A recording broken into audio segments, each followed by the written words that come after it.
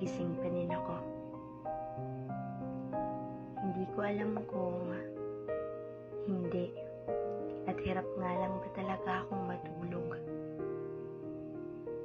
o hindi ko lang gusto na agad matulog, na baka pinipigilan ko lang ipikit ang mga mata tuwing dadalawin ng sunod-sunod na paghikab, na hindi talaga totoong I'm most alive at night, na marahil wala naman talaga akong insomnia,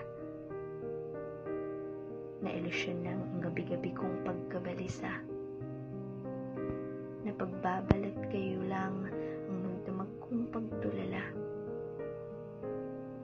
na kaya ko naman talaga ang matulog ng maaga. Hindi ko alam kung alin sa kanilang tama, pero kung tatanungin ko ang aking kumot at unan at saka ang papel at pluma, marahil lang may sasagot lang nila. Ako ang unan na mahigpit niyang niyayakap sa gabi, lalo na sa mga sandaling nilalawon siya ng sakit. Hindi yun gabi-gabi, pero hindi madalang ang dalas.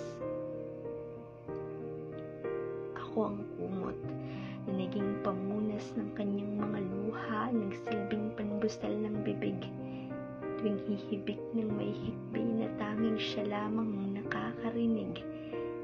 Hindi yun gabi-gabi, pero paulit-ulit na nangyayari. Ako ang papel. Paubos na.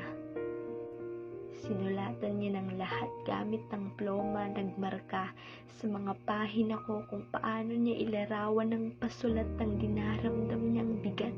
Hindi yun gabi-gabi, pero paanong masasabing hindi palagi? Kung ubos na ang tinta ng ploma, maging ang pahina ng mga papel sa kanyang lamiseta. Sana lang, kung pwede lang, sa susunod, wala nang ligalig kapag pipikit. Ang hirap lang kasing matulog kung hanggang sa panaginip, dinadalaw ka ng one-sided na pag-ibig.